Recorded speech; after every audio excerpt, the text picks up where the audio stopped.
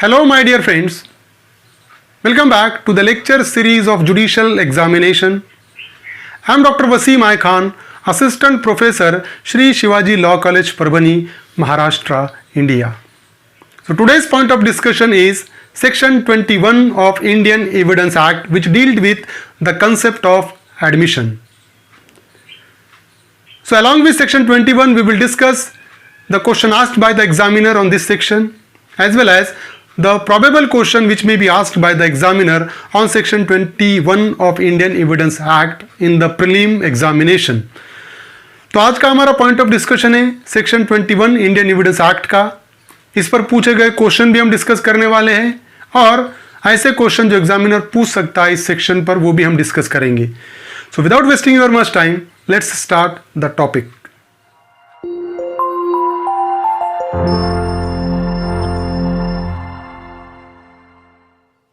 Section 21, that is dealing with the concept of admission. So, proof of admission against person making them and by or on their behalf. Section 21 deals with admissions are relevant and may be proved as against the person. ऐसे admission relevant है और वो prove हो सकते हैं person के against में. As against the person, the first one is who makes them. Suppose if I made the admission, कि मैंने अगर कोई चीज को एडमिट किया है, that particular admission can be used against me. Why? Because I made the admission. तो जिस पर्सन ने एडमिशन किया है उस पर्सन के अगेंस्ट में वो यूज होगा who makes them.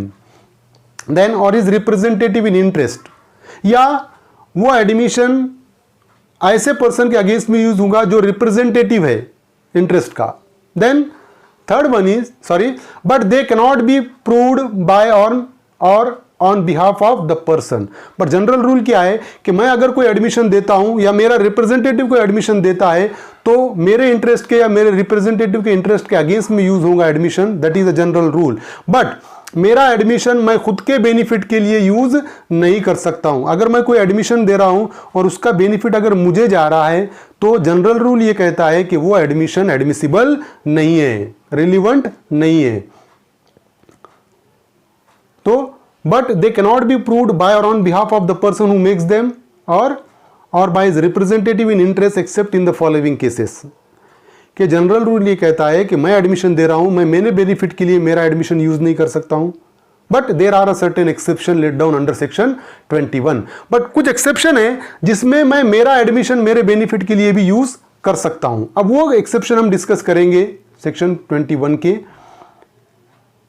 Exception first is that maker of admission dead. Section 21 subclause 1 deals with when admission is of such a nature that if the person making it were dead, it would be relevant as between third person under section 32.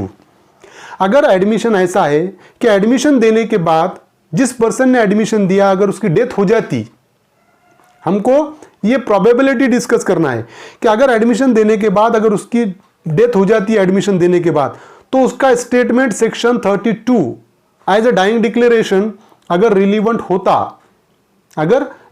होता तो अब ऐसा है कि उसकी death हो या ना हो तब भी उसका जो एडमिशन है वो रिलीवेंट होगा, भले ही वो एडमिशन उसके बेनिफिट में जा रहा हो तब भी. Section 32 of the Indian Evidence Act let down that statements made by a person who are dead or who cannot be found may be proved.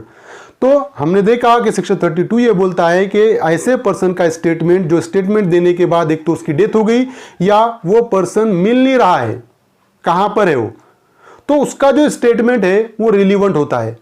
तो अब ऐसा ही है कि अगर कोई पर्सन एडमिशन देता है वही सिचुएशन में और एडमिशन देने के बाद अगर उसकी डेथ हो गई या मिल नहीं रहा है तो रिलीवेंट रहेगा. सेम सेंस में एडमिशन यहां पर रिलीवेंट हो जाएगा.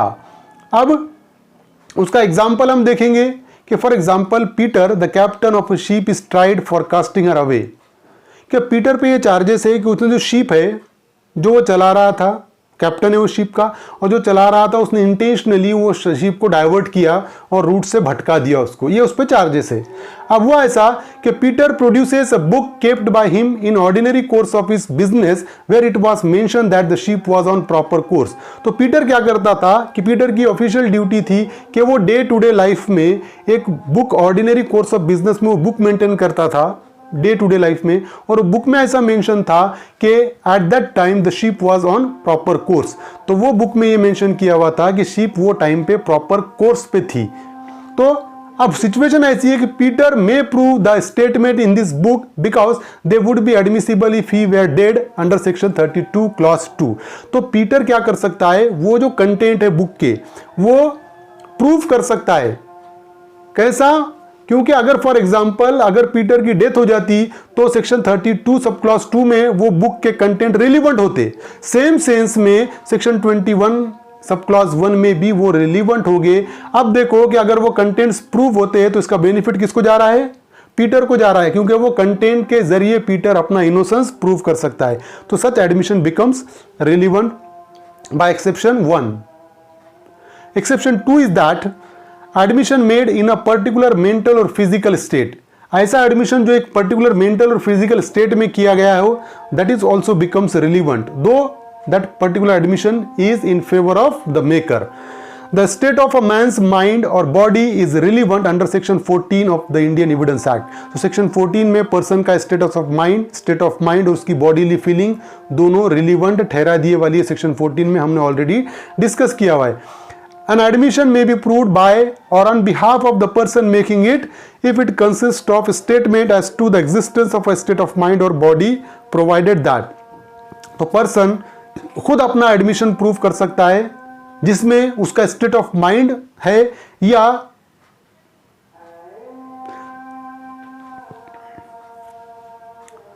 तो यहां पर क्या है कि an admission may be proved by or on behalf of the person making if it consists of statement as to the existence of a state of mind or body provided that।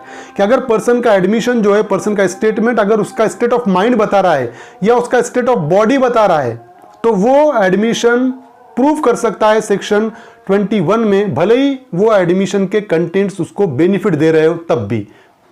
कैसा? सच a state of mind or body is in issue और relevant. कब?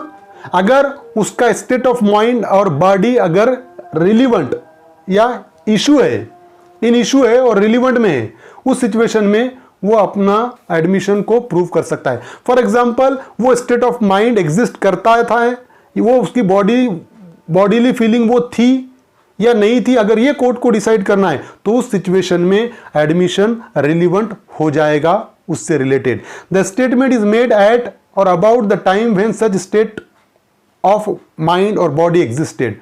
Statement कब हुआ रहना चाहिए? Statement कब किया हुआ रहना चाहिए?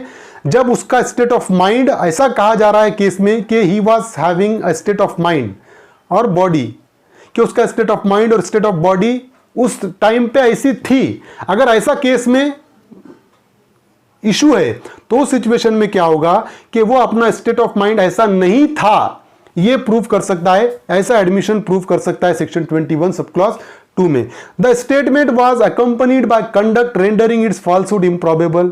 वो जो स्टेटमेंट था कि वो कुछ ऐसा चीजें बताता है कि जिससे ये प्रूव होता है कि वो स्टेट ऑफ माइंड उसका उस टाइम पे ऐसा नहीं था, हाईली इम्प्रॉबेबल करता है उसको, लाइक दैट।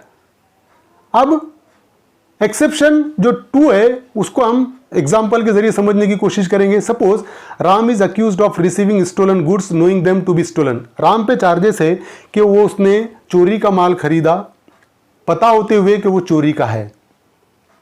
अब वो ऐसा कि Ram offer to prove that he refuse to sell them below their value. तो अब क्या हुआ कि राम का कहना यह था कि जब मुझे उस चीज को, वो जो चीज थी वो जिसके बे चार्जेस है कि ये चोरी का माल पता होते हुए भी उसने अपने पास रखा, वो चीज को किसी पर्सन ने उसको लेस वैल्यू में मांगा। फॉर एग्जांपल उसकी कीमत थी होंगी लाख रुपए, उसको 30,000 में मांगा गया और राम ने देने से मना कर दिया। राम ने देने से मना कर दिया, वो उस टाइम की बात है। अब हुआ ऐसा कि राम में prove these statement though they are admissions because they are explanatory of conduct influence by fact in issue. अब यहां पर ऐसा हो गया कि राम ये फैक्ट को प्रूव कर सकता है। अगर राम ये फैक्ट को प्रूव करेगा तो उसका बेनिफिट राम को ही मिलेगा, राम का इनोसेंस प्रूव करने में ये मदद देगा, तब भी एडमिसिबल रहेगा सेक्शन 21 सब क्लॉज 2 में। एक्सेप्शन में ये एडमिसिबल है। क्यों? क्योंकि ये राम का स्टेट ऑफ माइंड बता रहा है उस वक्त। फॉर एग्जाम्पल, अगर मेरे पास कोई चोरी की चीज है तो मैं उसको उसकी रियल वैल्यू से कम में बेचने कभी भी बेच दूंगा उसको। हम देखते हैं कि अगर कोई पर्सन अगर किसी चीज का वैल्यू फॉर एग्जांपल ज्यादा है और अगर उसकी कम कीमत बताता है तो हम ये कंक्लूजन निकालते हैं कि शायद ये चोरी का तो नहीं है। तो इस सिचुएशन में यहां पर राम को जब कम वैल्यू में मांगा गया, उसने देने से मना कर दिया, तो ये एक्सप्लेनेटरी है उसके कंडक्ट का, उसका स्टेट ऑफ माइंड बताता है, उसका बॉडी बताता है कि वो चोरी का नहीं है, उसको पता था, तब उसने कम कीमत में देने से मना कर दिया। तो ये एडमिशन वो प्रूव कर सकता है सेक्शन 21 सब क्लॉज 2 में। और एक एग्जांपल है, Ram is accused of fraudulently having in his position counterfeit coin which he knew to be counterfeit. तो राम पे एक चार्जेस है कि उसने काउंटरफिट कॉइन उसके पास रखा, ये पता होते हुए कि वो काउंटरफिट है, नकली नोट उसने अपने पास रखा। अब Ram offers to prove that he asked a skilful person to examine the coin as he doubt whether it was counterfeit or not, and that person did examine it and told him it was genuine। तो राम ने क्या किया था कि राम को शक आया था कि ये नकली है, तो उसने एक पर्सन को बताया कि ये नकली है या नहीं है, एक्सपर्ट को, स्किलफुल पर्सन को बताया, और उस पर्सन ने ये डिक्लेयर किया कि ये नकली नहीं है, ये जेन्यून है। अब क्या हुआ कि राम में prove these facts because it shows the state of mind. अब राम ये प्रूव कर सकता है, क्योंकि अगर राम ये प्रूव करता है तो राम का इनोसेंस प्रूव होगा। ये एडमिशन राम के फेवर में जा रहा है, तब भी वो रिलीवेंट होगा सेक्शन 21 में, क्योंकि वो उसका स्टेट ऑफ माइंड बताता है कि तब उसको लगा ये नकली है और उसने वेरीफाई भी किया, तो वेरीफाई करने के बाद उसको पता चला कि ये ओरिजिनल है, तो ये एडमिशन रिलीवेंट हो जाएगा सेक्शन 21 में। नाउ सब एक्सेप्शन 3 है, statement of admission when it is otherwise relevant. Otherwise अगर रिलीवेंट है तो वो रिलीवेंट हो जाएगा सेक्शन 21 में। According to section 21 sub clause 3 an admission may be proved by or on behalf of the person making it if it is relevant otherwise than admission. अगर admission के अलावा वो रिलीवेंट हो जाएगा तो एज ए एडमिशन भी relevant ही रहेगा सेक्शन 21 में। Ram Bharose versus Diwan, that is the case. A statement by a deceased donor in his will that the gift deed executed by him was fictitious what held to be an admission under exception 3। तो अगर statement है deceased का, जो donor है उसने बताया कि in his will में बताया कि that the gift deed executed by him was fictitious, कि जो गिफ्ट डीड उसने एग्जीक्यूट किया था वो फिक्टिशियस थी, वो नकली थी, वो झूठी थी, तो held to be an admission, ये एडमिशन है अंडर एक्सेप्शन 3, तो एक्सेप्शन 3 में एडमिशन ही कहलाएगा। प्रोबेबल क्वेश्चन है सेक्शन 21 पे, under which circumstances person can prove admission in his favour. Admission made in a particular mental और physical state, statement of admission when it is otherwise relevant, admission in such if the person making it were dead it would be relevant as between third person, all of the above। तो correct answer is all of the above. ये तीनों situation में अपने favour में रहा वाला admission को भी प्रूव कर सकता है, पर्सन एक्सेप्शन है। That is the section 21 of Indian Evidence act. I hope you understand this topic, and if you understand this topic please subscribe my channel, hit the notification button, hit the like button and share this video with your friends. Thank you very much.